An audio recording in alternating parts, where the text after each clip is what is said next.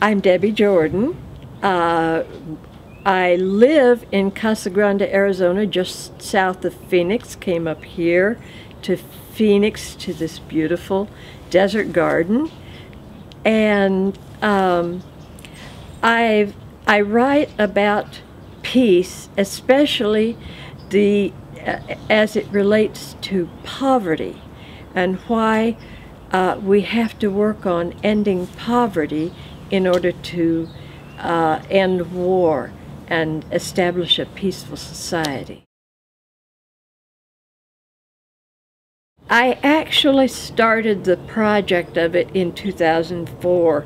I was writing a column for my local paper when I lived south of Casa Grande in a little town called Arizona City. And I wrote that column for 8 years, had carte blanche, and after several years I decided, well, I'm gonna try it. I'm gonna see what people think of my out-of-the-box ideas.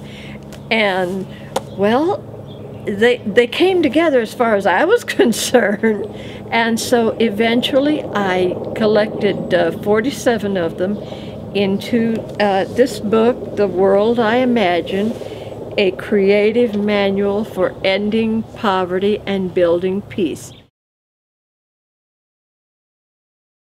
First of all, we have to end poverty in order to end war.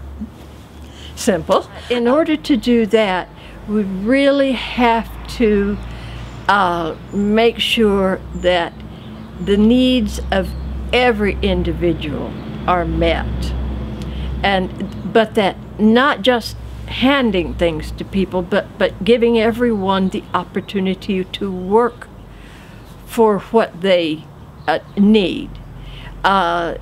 Too much, actually, when you look at the system the way it is, we tolerate the existence of poverty. We tolerate the fact that so many people in this world are not allowed to work and to earn enough money to buy the simple basic goods and services they need. If we made a mission to organize our society so that everybody will have the opportunity to well, it starts with education, doesn't it? And that everybody will be educated to the limits of their abilities and interests. That education will be a lifelong habit, and that everyone is able to work. And that means not only able-bodied, but also disabled people who are now stuck in these red tapes, that if they actually were to work, they would lose the benefits that they need in order to get by, but they can't earn enough in order to survive now and to be able to manage their medical needs. It's a complex issue. Poverty is the breeding ground for war. First of all, it's where we get the bulk of the soldiers. The disaffected people whose lives are hopeless, if they can earn a little something, going, joining the military, it makes their lives better. And so it works for the powers that be to have the poverty class so that they can get the soldiers.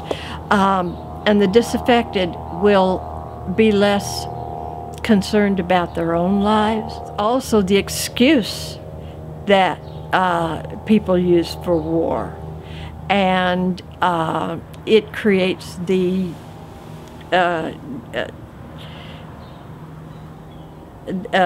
attitude that people have that violence is an acceptable way to get what they need.